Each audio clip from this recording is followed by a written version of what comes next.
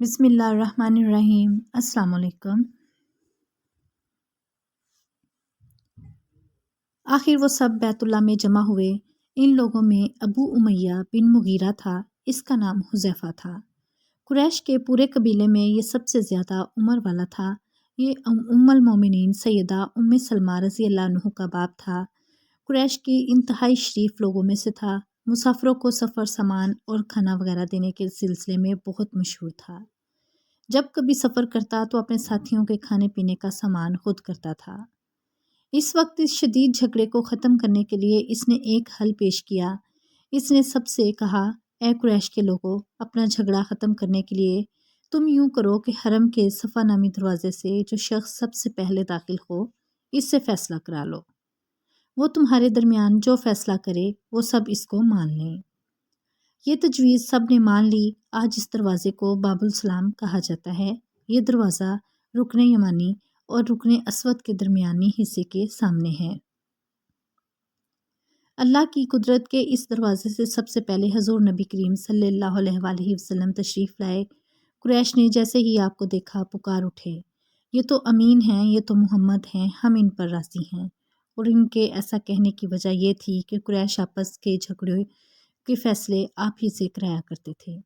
آپ کسی کی بے جا حمایت نہیں کرتے تھے، نہ بلا وجہ کسی کی مخالفت کرتے تھے۔ پھر ان لوگوں نے اپنے جھگڑے کی تفصیل آپ کو سنائی۔ ساری تفصیل سن کر آپ نے فرمایا، ایک چادر لے آؤ۔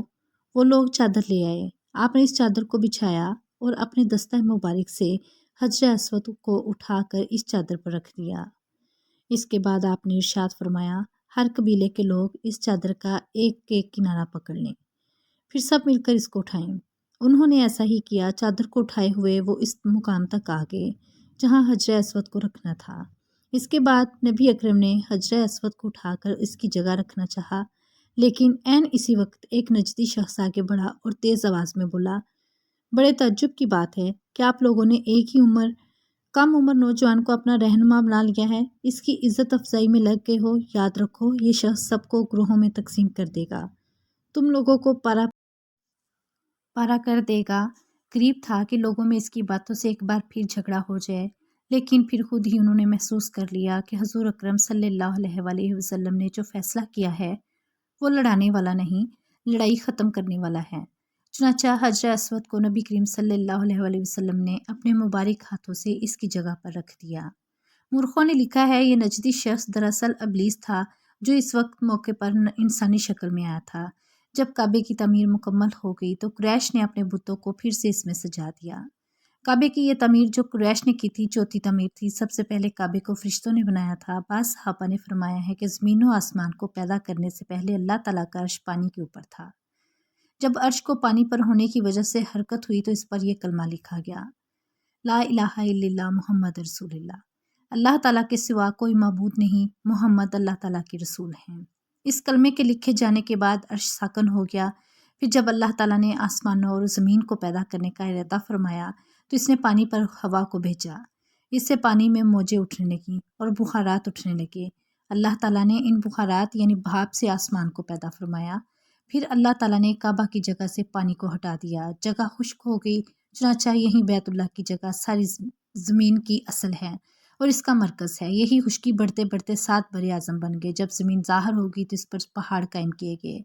زمین پر سب سے پہلا پہاڑ ابو قبیس ہے۔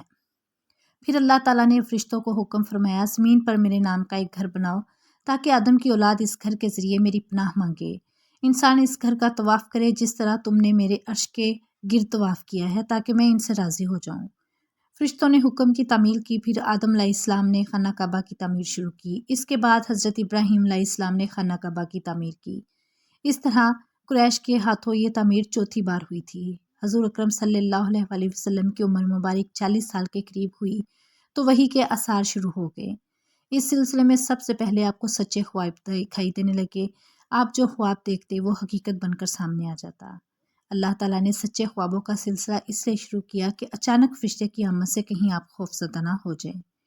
ان دنوں ایک بار آپ نے سیدہ خدیجہ رضی اللہ عنہا سے فرمایا، جب میں تنہائی میں جا کر بیٹھتا ہوں تو مجھے آواز سنائی دیتی ہے، کوئی کہتا ہے، اے محمد، اے محمد۔ ایک بار آپ نے فرمایا، مجھے ایک نور نظر آتا ہے، یہ نور جاگنے کی حالت میں نظر آتا ہے، مجھے ڈر ہے اس کے نتیجے میں کوئی بات نہ پیش آ جائے۔ ایک بار آپ نے یہ بھی فرمایا، اللہ کی قسم مجھے جتنی نفرت ان بتوں سے ہیں اتنی کسی اور چیز سے نہیں۔